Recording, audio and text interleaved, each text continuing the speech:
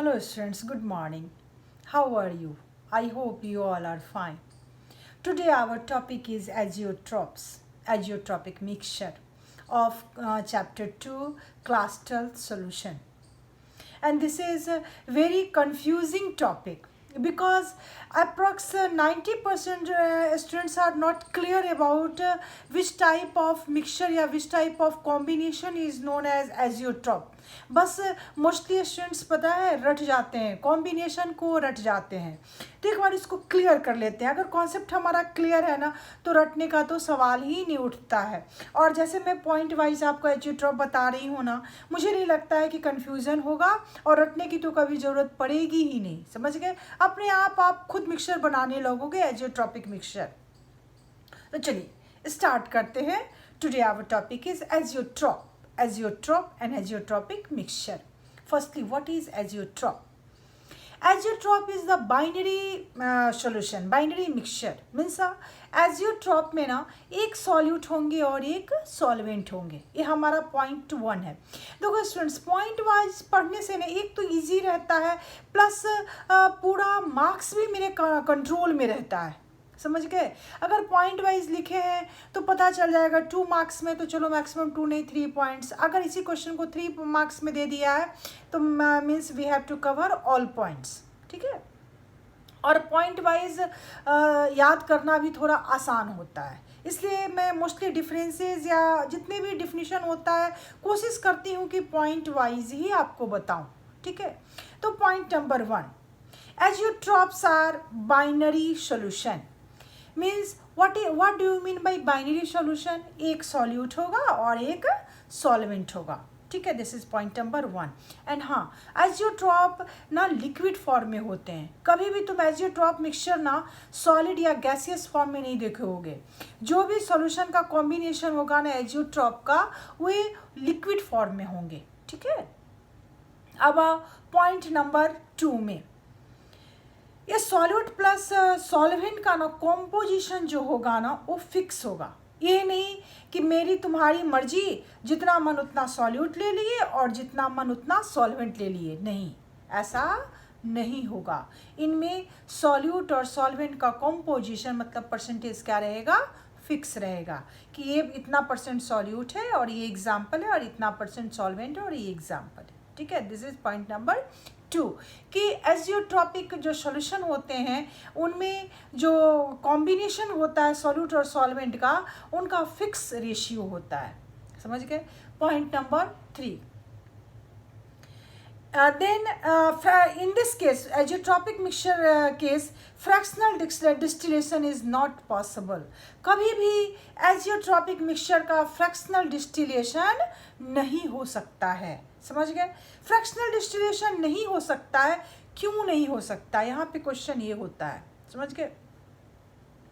तो देखो, इनका जो बॉइलिंग पॉइंट है ना, ये ऐड कर लेना.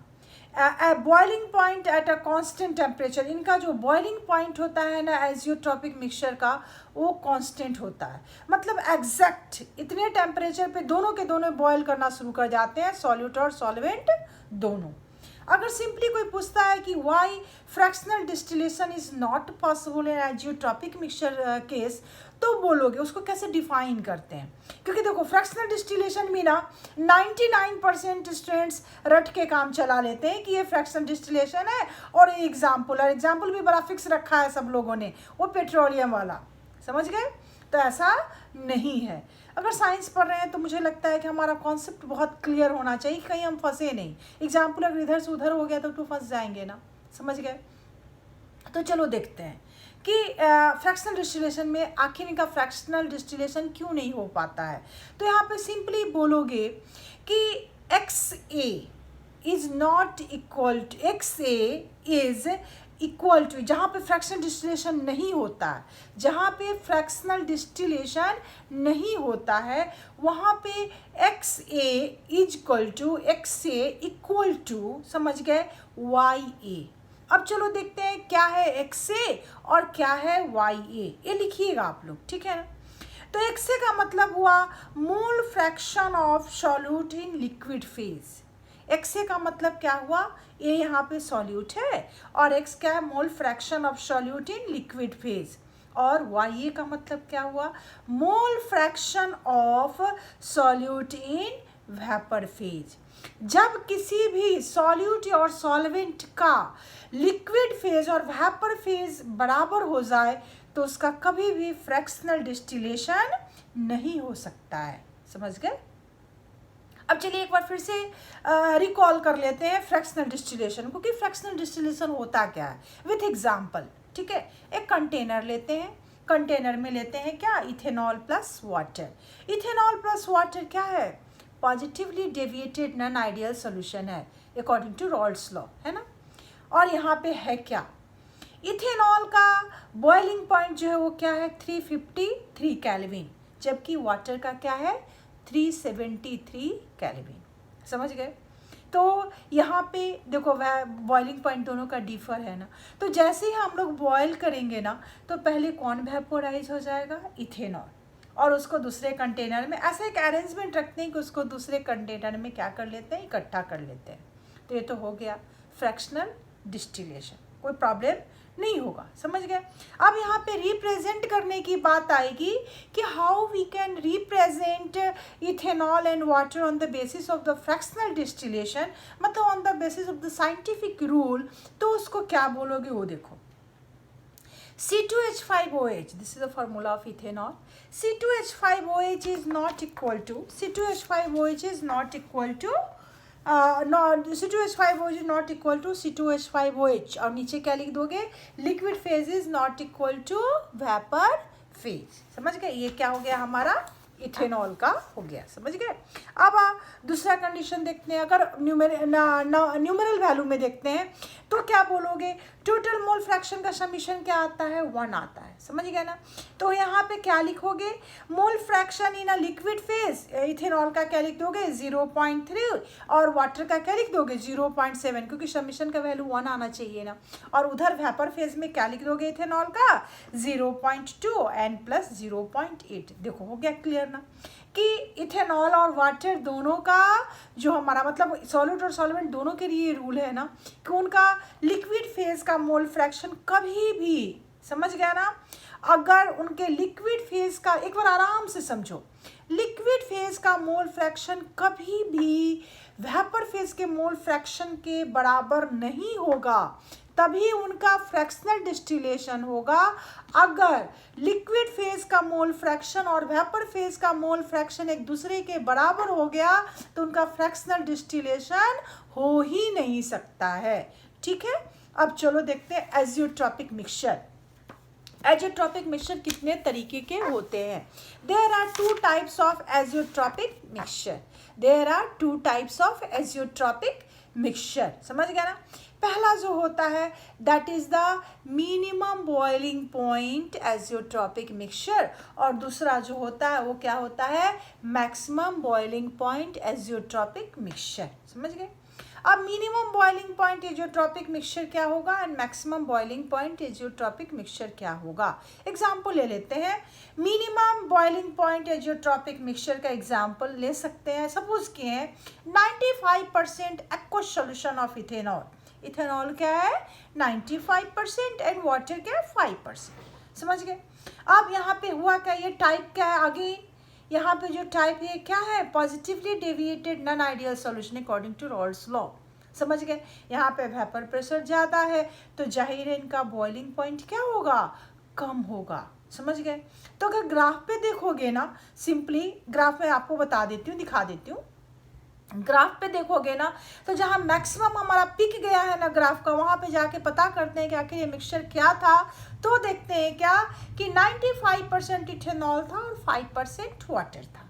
ठीक है, अब चलो निगेटिवली डेविएटेड मतलब minimum boiling point azeotropic mixture का एग्जाम्पल ले लेते हैं। 68% aqueous solution of nitric acid. Nitric acid कितना है 68% और वाटर कितना है 32%। ठीक है ना? और ये है क्या, निगेटिवली डेविएटेड। जाहिर है ये क्या होंगे, negatively deviated non ideal solution. तो यहाँ पे क्या हुआ, इनका बॉइलिंग पॉइंट क्या है हाई है, यहाँ पे इनका बॉइलिंग पॉइंट क्या है, हाई है, और वेपर प्रेशर क्या है, लेस है। तो इनका जो हम ग्राफ बनाएंगे ना, वो देखते हैं ग्राफ कैसा होगा। देखिए इनका ग्राफ जो होगा और मैक्सिमम एज़ोट्रॉपिक क्या है, देखो ये हमारा रॉल्स लॉ का है ना ग्राफ, यहाँ पे प्रेशर लिए, यहाँ पे मोल फ्रैक्शन लिए, निगेटिवली में ग्राफ नीचे की तरफ गया, और जो डाउन वाला था ना, जो पॉइंट सबसे डाउन था ना, यहाँ पे वेपर बन ही नहीं रहा था। आखिर बन क्यों नहीं रहा था, वेपर बनना बंद क्यों हो गया था? जब पता किए तो देखे क्या क्या क्या है, 68% HNO3 है और 32% क्या है, वाटर है। समझ गए इस पॉइंट पे, ये वाले पॉइंट पे, क्लियर है। और फिर ये क्या है, प्रेशर, वेपर प्रेशर और मोल फ्रैक्शन के बीच में देखें, ठीक है। अब देखते हैं बॉइलिंग पॉइंट और मोल फ्रैक्शन के बीच में ग्राफ। तो यहाँ पे देखो ये वाला जो पॉइंट था ना, जहाँ पे सबसे मिनिमम वेपर प्रेशर था, वहाँ पे देख रहे हैं क्या, देखो ये वाला जो है बॉइलिंग पॉइंट मतलब टेम्परेचर और मोल फ्रैक्शन का है, ये वाला नाइट्रिक एसिड का है, ये वाला वाटर का है। और यहाँ पे क्या देखें कि वेपर प्रेशर जो था यहाँ जो बॉइलिंग पॉइंट था वो मैक्सिमम था, मतलब नाइट्रिक एसिड और वाटर दोनों से मैक्सिमम था। और ये दोनों ग्राफ को मिला दिए, मिलाने से क्लियर हुआ ना स्टूडेंट कि minimum vapour pressure, maximum boiling point, और ये वाला कंडीशन में देखो पॉजिटिवली डेविएटेड था ना 95% इथेनॉल एक्वस सॉल्यूशन। तो यहाँ पे देखो मैक्सिमम पिक पे गया, तो यहाँ पे पता किए तो क्या पता किए कि 95% इथेनॉल है और 5% वाटर है।